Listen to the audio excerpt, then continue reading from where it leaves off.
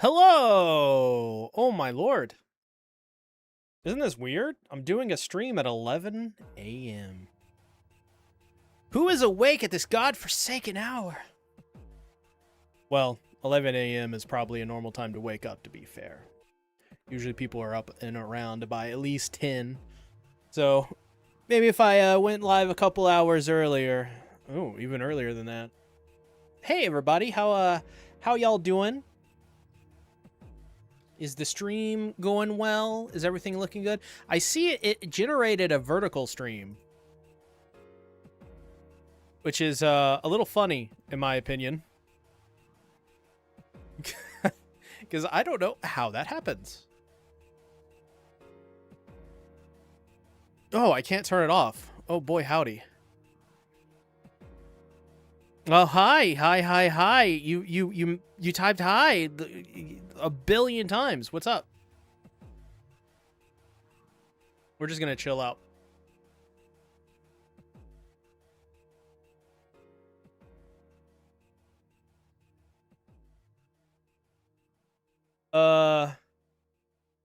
So I decided to hop on today.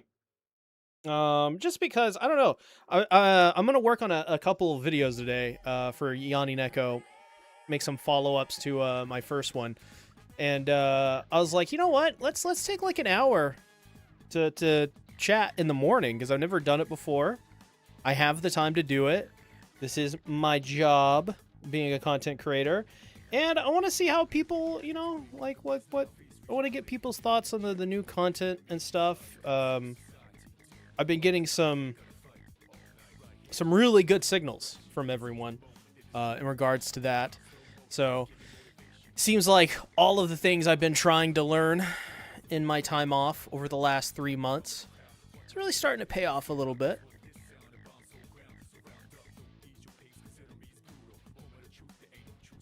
I also, by the way, this is important to note, because I am a Gamer Subs sponsor. In the top left there, you can use code SeaTactics. You'll get 10% off your Gamer Subs orders, which I actually, I usually don't try to suggest this. I don't like to ask this. I'll ask this later in the stream again, but if you can, use that code, or, you know, just super chat me, literally anything. My cat recently had a medical emergency. She suffered from heat stroke, and she had 6 seizures, and she's for the most part pretty good now. She's a little different, but she's mostly fully recovered. The right side of her body is a little weak, but she's just 2 years old, and she's made it through pretty well. Her personality has shifted a little bit to something a bit different. But I have like a $400, bill that I had to pay. So if anyone would like to help out, chip in with that, there's also stuff in the description for Patreon. You can go there. But for the most part, you don't even need to do that. You can just watch the streams. You can just watch the videos. Drop a like whenever you'd like. And that will support me sufficiently. Obviously, just watch the content you want to watch, and don't watch the content you don't. And I'll hopefully get the message eventually. But how is everyone doing? I see everybody is now sort of flooding in a little bit. Oh, I forgot to post my community tab post to tell everybody I'm live. But I've been watching a lot of Ghost in the Shell. I've been watching a lot of Bleach. I've been watching a lot of Mushoku Tensei. Been watching a lot of Yanni Neko, and I even started watching 100 Girlfriends. I'm sort of in my trash era, just watching a bunch of trash anime along with a lot of the good stuff that's coming out, like Ghost in the Shell and you know, Bleach and stuff. I would also say Yanni Neko's good, but that's just me. I know people have it's kind of like pinned as the joke anime of the season, but I actually quite enjoy the anime for what it's trying to do. And of course, Ghost in the Shell is great. Ghost in the Shell is pretty much always great. I know people like had their issues with Arise and SAC 45, obviously, for obvious reasons. But I like Arise. I think Arise is great. I think that's a great depiction of the Major. And this new one is fantastic. It's fantastic. I know people also like the censorship crowd had some qualms with the latest episode being air quotes censored. But you know, honestly, the original version of what we saw in the manga would have been a little crazy to have that be adapted. So it is what it is. But you know, a lot of the videos I've been doing lately, you guys really have been enjoying them, like quite a bit. Pretty much every single one of them has been in some form a success. And I'm surprised. Like my Yanni Neko video is, you know, nearing 85,000 views, which is a little bit insane, if I say so myself. I've never, well, not I've never. I've experienced it countless times, but in recent memory, have not had a video blow up like that. So I really, really appreciate everyone for doing that. Also, this vertical stream is like really annoying. I bet people are clicking into that vertical stream and they are just dipping. I gotta be careful about that next time. Because that vertical stream looks horrible.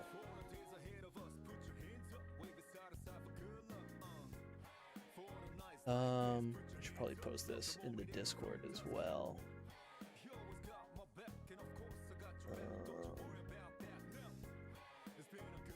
Which, by the way, I do have a Discord.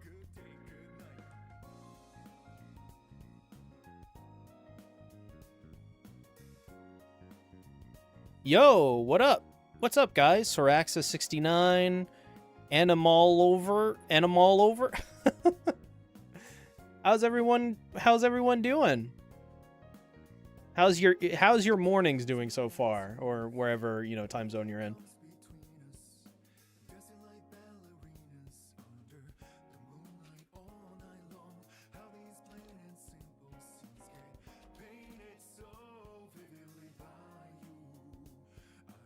Copy video URL. Sorry, I'm just getting this posted into the Discord.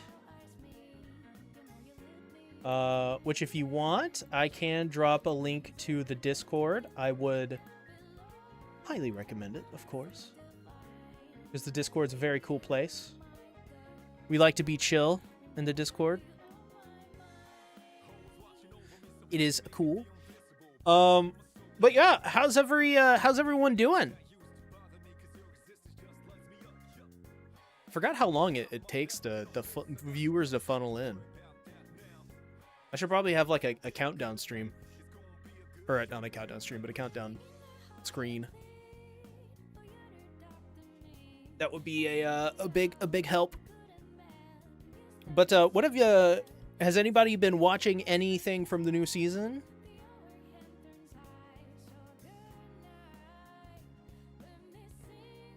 Oh, that actually reminds me. There is...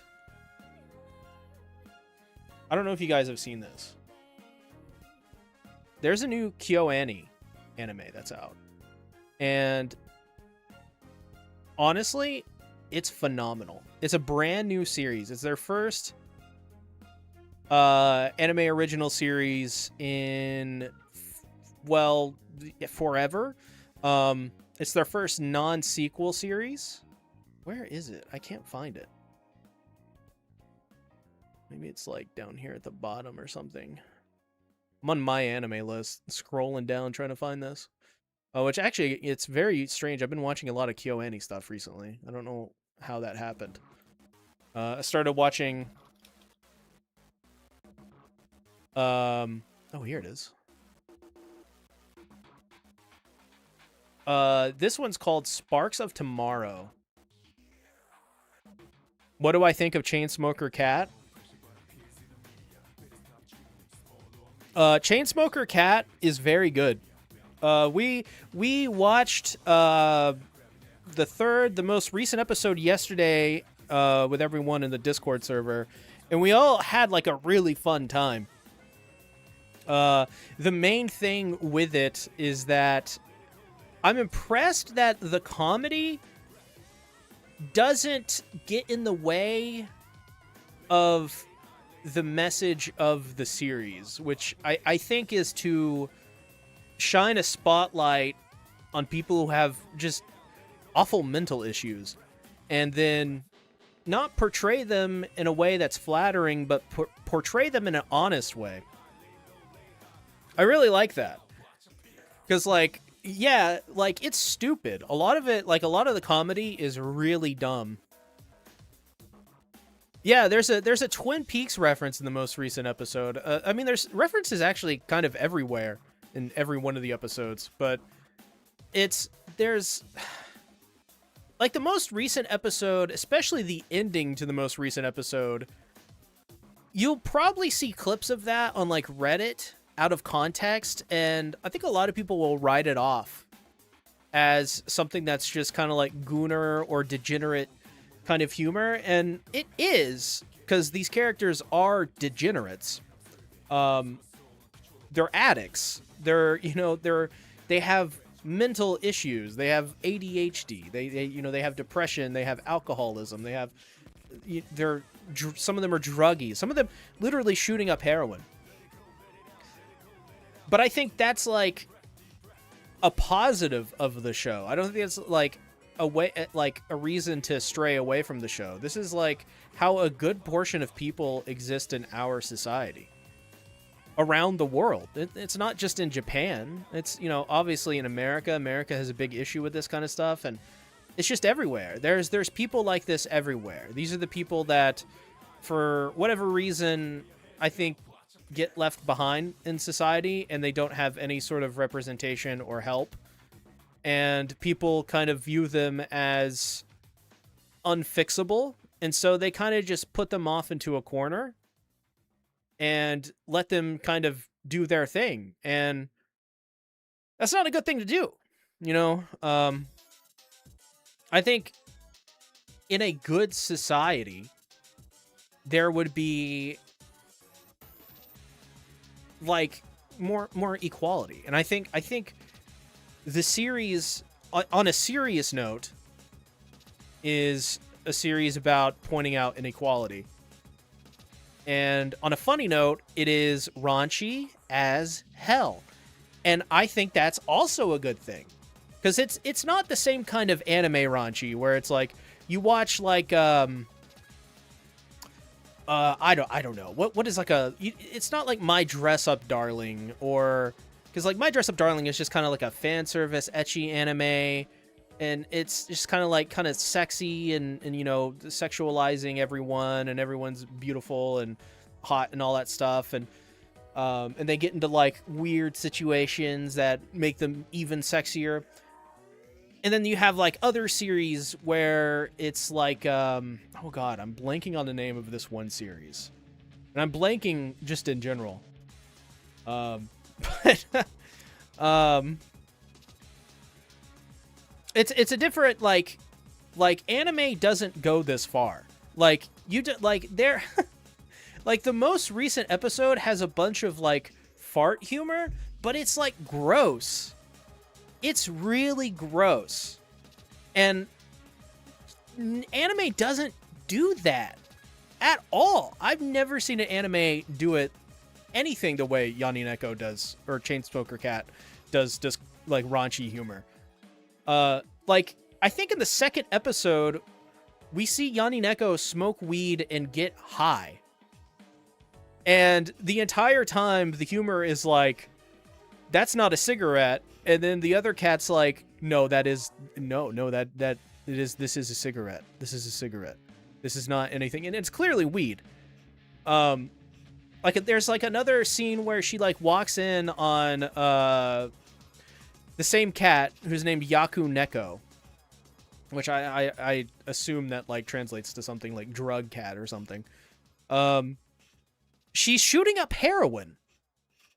And it's presented as, and they're very, very like specific in how they choose to present it, because the context of the scene, the subcontext, makes it seem like they're actually not shooting up heroin.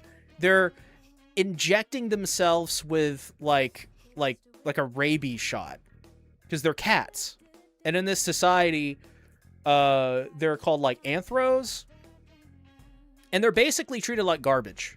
They're basically treated like animals, which is the point. Very on the nose. So you walk in, and Yanni Neko sees her literally shooting up heroin. In the most recent episode, we see alcoholism. We see a cat that we're introduced to a new cat, who I call affectionately the shaman cat.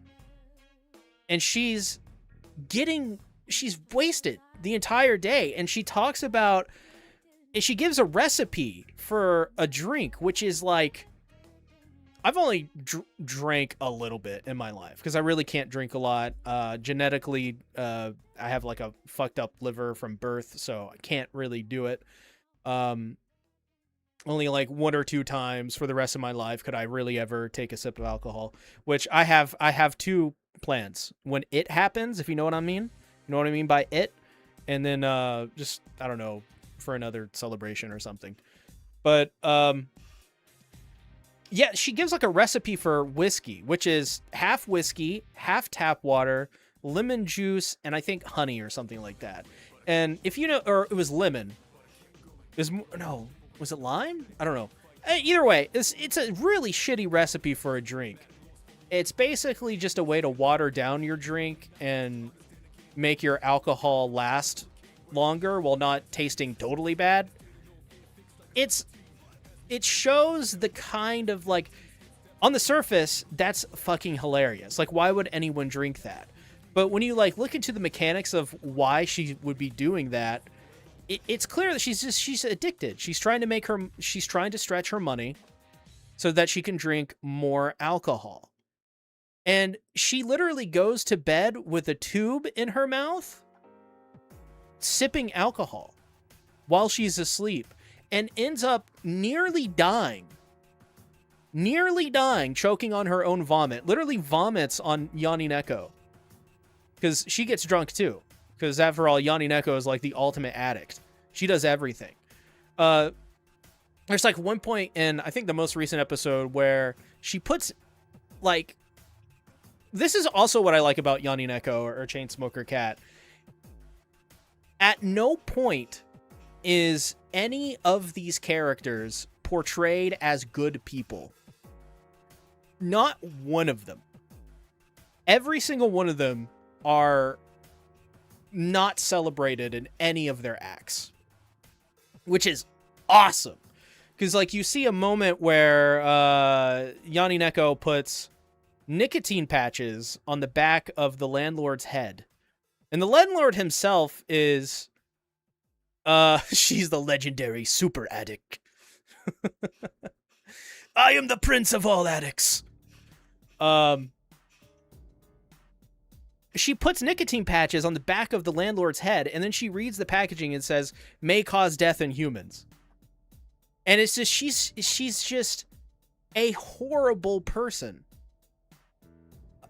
But at the same time, that's what makes the show so compelling, is that these are horrible people, and the show isn't trying to, like, you know how other anime will, I don't know, glorify something as like their gimmick? They'll have like, you know, like a slice of life as the base setting, and then they'll have like a gimmick. Light novels do this a lot, you know, trapped in another world with my smartphone, reincarnated as a spider, stuff like that. This series has a gimmick, and its gimmick makes every character extremely dislikable. And you're kind of just helpless and subject because you don't like any of the characters, except for one. There's only one character you really like, and that is Yanni Neko's sister, who is trying to be like a character that's on the straight and narrow and do the right thing. And she's the younger sister too, so she's trying to not be corrupted, but she clearly sort of looks up to her sister and takes family very seriously. Like in the first episode, she tries to help her sister. But there's also like moments where her sister's like, "Yo, Yanineko, like, go die. You were the worst." It like, I don't know, like the series doesn't celebrate any of this.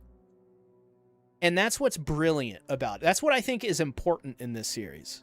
That's what I think makes Yanineko a great series and a great concept, is the fact it's being honest while also showing some really sick, raunchy, disgusting humor, which I think is needed. Like, I'm kind of like bored of squeaky clean anime sometimes, you know? Like sometimes, like I want more anime like Yanineko in the future. I want more of them. That's, I think, why I like that's why I like Chainsaw Man. Chainsaw Man is fun, and there's a lot of comparisons between Yanineko and Chainsaw Man. But Chainsaw Man is fun because all of the girls in Chainsaw Man are horrible. Like, think of Power. If you like Power, you will like Yanineko, because Yanineko and Power are two peas in a pod. They're basically very similar characters in terms of how just disgusting they are. Yeah, the landlord is a decent guy, but he has some issues. I like the landlord. The landlord is he has issues, and he's like clearly messed up. He's got clinical things he's got to go through. And I'm sorry, I'll catch up with all the other chat. I'm just sort of like in a moment here. But the landlord, he just kind of gets bullied by Yanineko all the time. And he clearly is trying his hardest. And he doesn't know any boundaries. He doesn't know really what a good person is or how... He gives people way too much leniency. And also because he's clearly lonely too, and Yanineko is regrettably I guess a physically attractive something. So it's like, it's another avenue for raunchy humor, but it's just kind of sad, really, in some ways. Thank you, David. Fader Moon sent one SeaTactics gift membership to Mizel Chavez. Enjoy. All right, let me catch up with the chat here. I apologize. I like that it helps show people what addiction looks like and how it keeps a hold of people who are trying to get clean. Yeah. I think that's what another really compelling aspect about this anime is. This is what addiction does to people.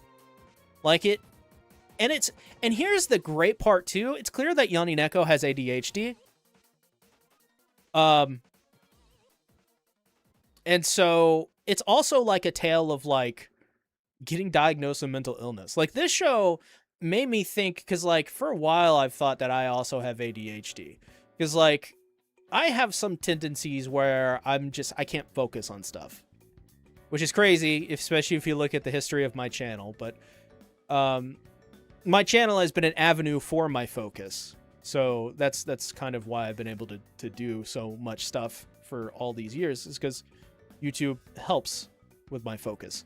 But this series, seeing Yanineko have, like, a horrible, terrible room...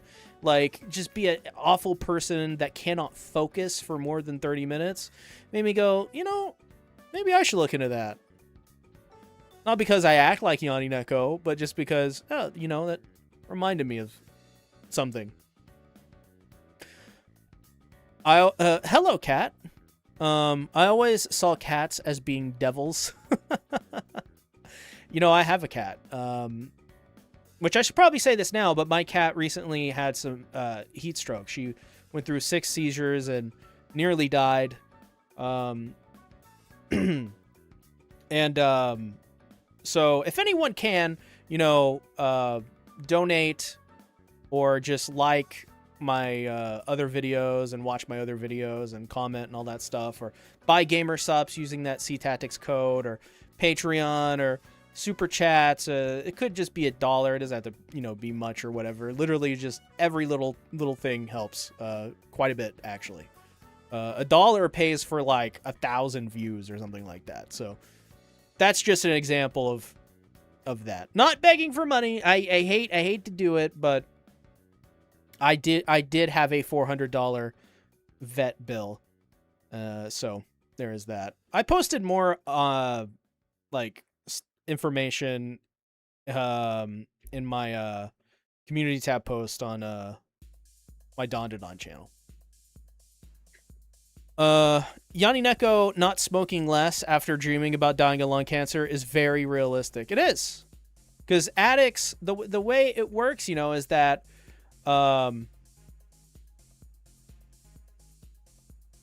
addicts are just because they know there is an issue doesn't mean they have the power to stop the issue. The point with addiction is that you need intervention. And Yanni Neko is only going to get the help she needs if somebody intervenes into her life and makes her get the help. Or gives her the ultimatum that's just like, hey, like, you're going to get the help or you are going to lose your life. And that's that. And that's what's great. That's what's great. It's just completely 100% honest about what happens. And I thought the lung cancer dream was profound because in actuality, that's a very sad moment. Very sad moment. Because she realizes if she continues down this path, this is like kind of like her subconscious, saying like, if you continue down this path, you are going to die. And you're going to make everyone around you sad because you died. And that's what rallies her to call her sister, be like, hey, I want to get better. And then the next episode, and then the episode after that, she goes back to not just smoking like a fiend, but now being addicted to nicotine patches, and as well getting drunk and shooting up drugs and getting high. That is the mark of someone who cannot help themselves and needs help. And that's realistic. Addicts are like that. It's hard to get help. You have to first admit that not just you have a problem, but that your problem has utterly defeated you. It's the only way. That, that I have lost this battle, and there is nothing more that I can do for myself. And so I must put my life into somebody else's hands and let them fix me. Now that you mention it, this anime does remind me of Power. She would have gotten along well with the rest of the characters. Or let the cat suffer its fate, get a dog instead. No, God no. Why would I do that? That's mean. I love my cat. I want my cat to be healthy and happy and great. Why would you say that? That's a horrible thing to say to someone. That's mean.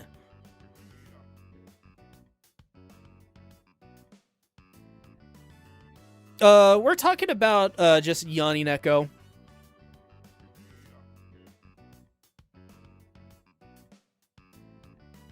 Oh, all right, Deathstroke. Okay. I'm timing you out, buddy.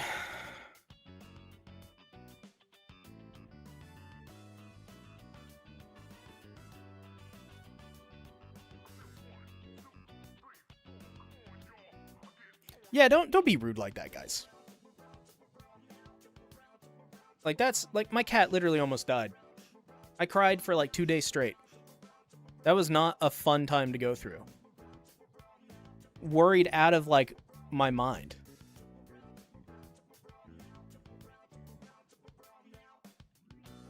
Don is cool. Don is great. Speaking of Don, I love what the Don Studio is doing with Ghost in the Shell. Ben, admit that you love Ghost in the Shell, Ghost in the Scarlet Johansson. Okay, so David made me watch Ghost in the Shell, the Hollywood version. And it was honestly one of the worst films I have ever seen. Oh, thanks, Jordan. I appreciate that. My cat is doing much better. The right side of her body is weak, so signs of a stroke, right? She had an abscess in her throat, and that caused a hole in her throat, which is thankfully now fully healed. So as you can guess, one of the most stressful moments in my entire life, being in the vet for hours upon hours upon hours and going through that really changed my perspective on a lot of things. So much more appreciative of things like animals in general now, and especially of my cat, and just a appreciator of veterinarians. They are some amazing people, especially triages. They are overworked, and they love to do their job, even when they're clearly running on a couple hours of sleep or whatever. Amazing people. So, anyways, I watched the Ghost in the Shell 2017 version, and it was insulting. Scarlett Johansson, what's her name? Scarlett. I can't. I've joked about her name because like recently we came up with a joke of her name is Scarlett Johnson. just being weird. And now it's stuck. Now I don't remember her real name. But it was bad. Don't watch it. It was like cosplay Ghost in the Shell is what I would call it. The end of the film, Motoko Kusanagi goes to her own grave.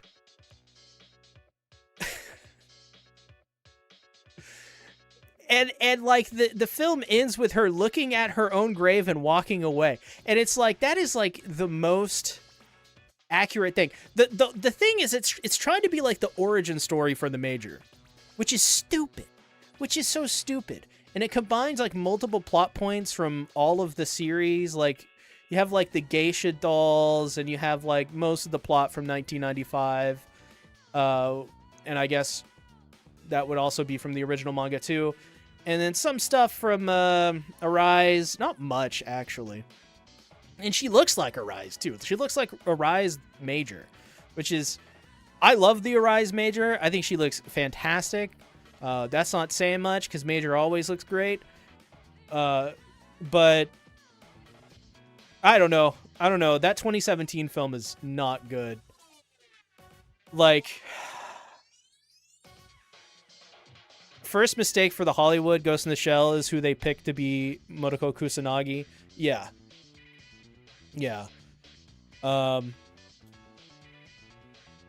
That was not a good choice. The film should not have...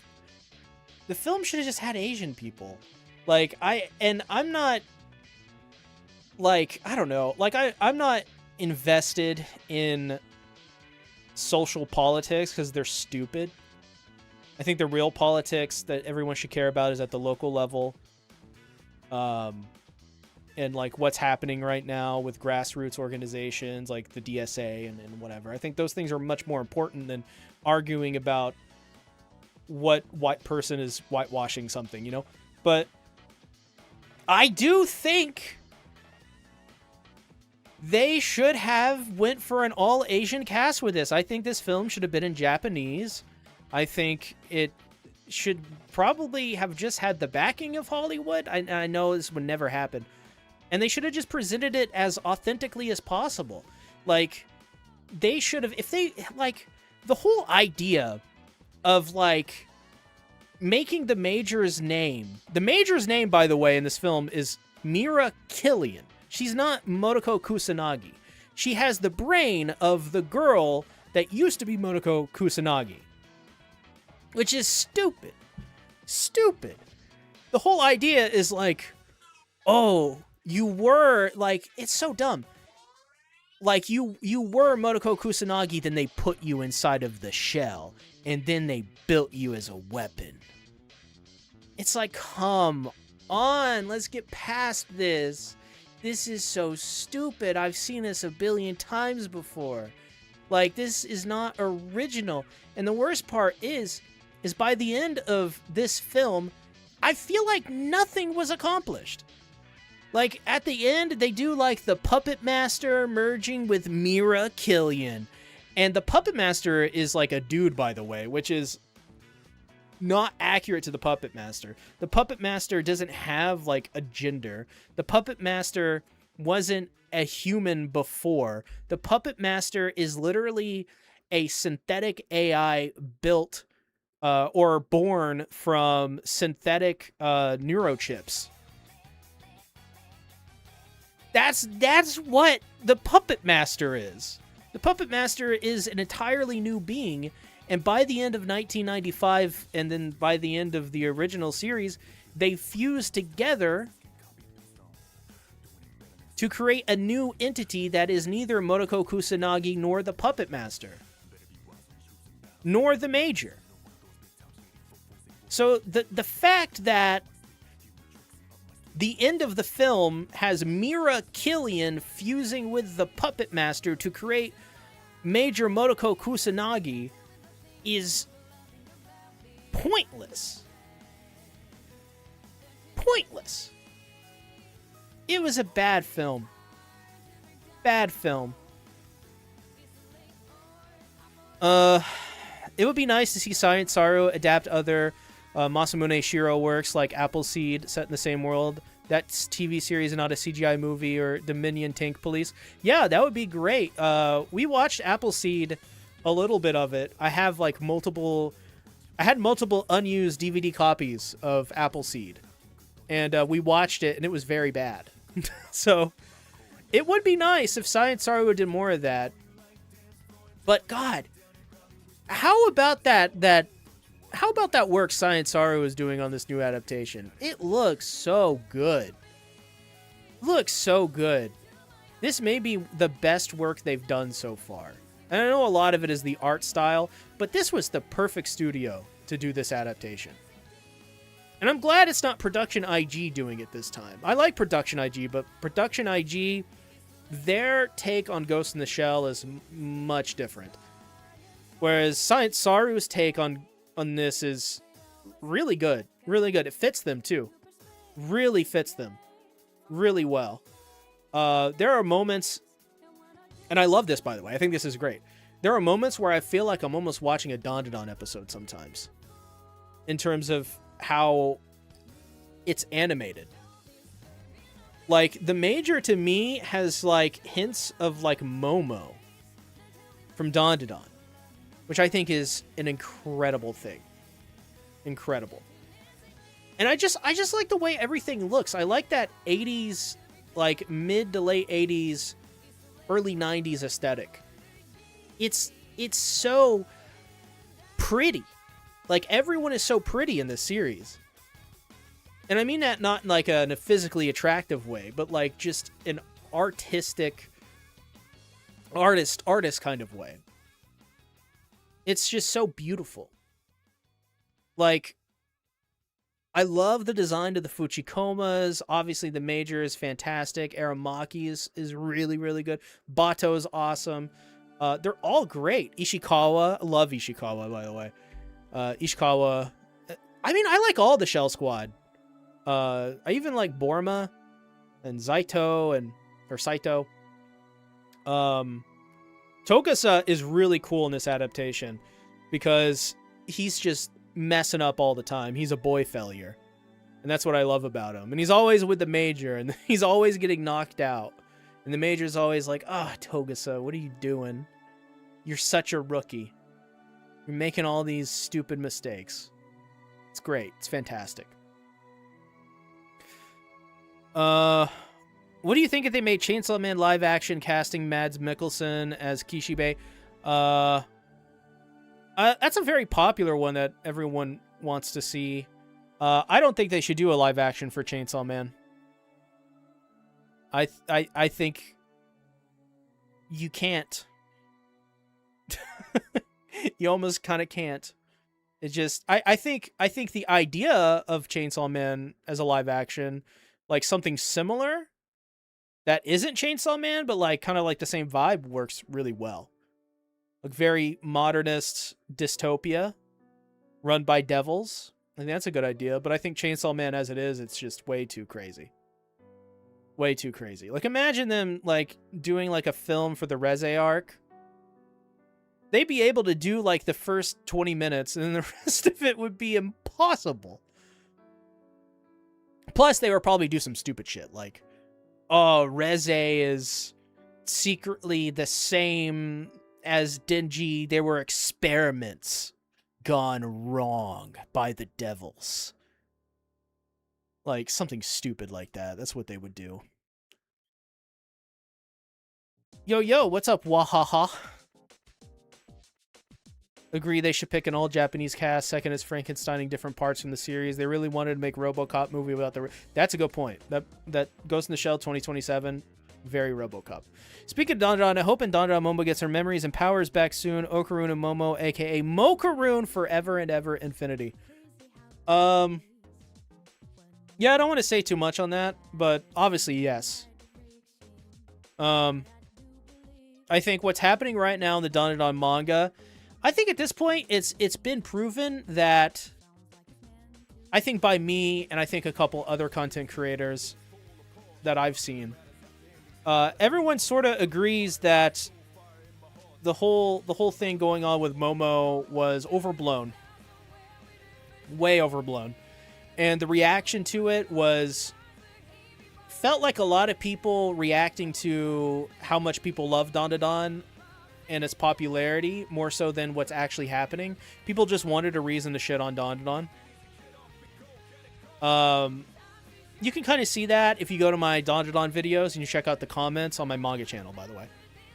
I have another channel specifically for Dandadan content where I cover the manga. And a lot of people were not happy with the stuff going on recently. And I made multiple videos on it being like, hey, you guys are impatient. Straight up. Like, you guys are impatient. And I obviously got those same people, you know, they were very angry and telling me, you know, I should just delete my channel and stop covering the series, that it ain't it anymore. Just some really uncalled for stuff that just was just like, whoa, where did this even come from? But I'm glad that Dandadan is getting back to a good point. Animes like Chainsaw Man are too over the top for live audience adaptations and would probably never get enough of a budget for something that doesn't look cheap. Yeah, I think a Chainsaw Man live action would just, in general, probably would look cheap. I'm excited for Steel Ball Run. Same. I need to start watching it. I want to do like a big recap, like every part of JoJo in one video. To be fair, just expressiveness of characters in 90% of anime would be difficult for actors to go well enough for anime fans to enjoy live adaptations. Yeah, I think a good example of that is, once again, going back to Ghost in the Shell 2017. The entire film, Scarlett Johansson, Scarlett, what's-her-face, she isn't really acting half the film. She's just looking bored. Like, she's just making serious looks in scenes. She doesn't say anything. She doesn't really do much. She just looks serious and then gets her ass kicked half the film, which is another thing. But that's a good example. Like, I think a big part of anime is those expressions, and that's what makes them great. Scarlett Johansson.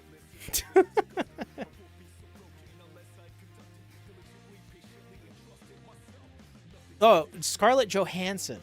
That's what it is. That's her name. Oh, embarrassing. Absolutely embarrassing.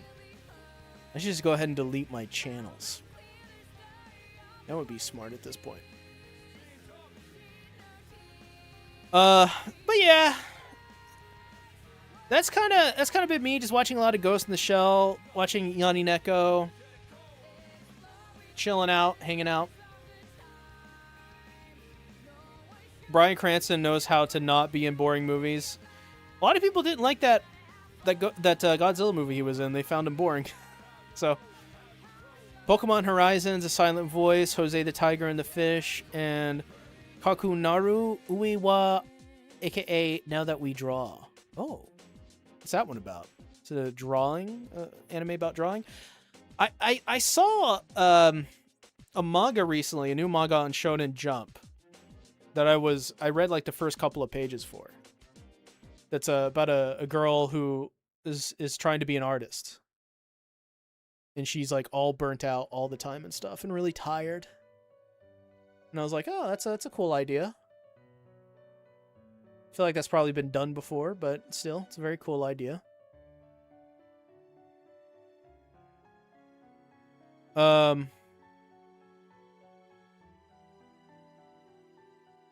be honest, if they can make One Piece work in live action, it's probably possible to do the same for Chainsaw Man. I wouldn't want it, but a creative enough person could probably do it. I mean, that's fair. Like, yeah.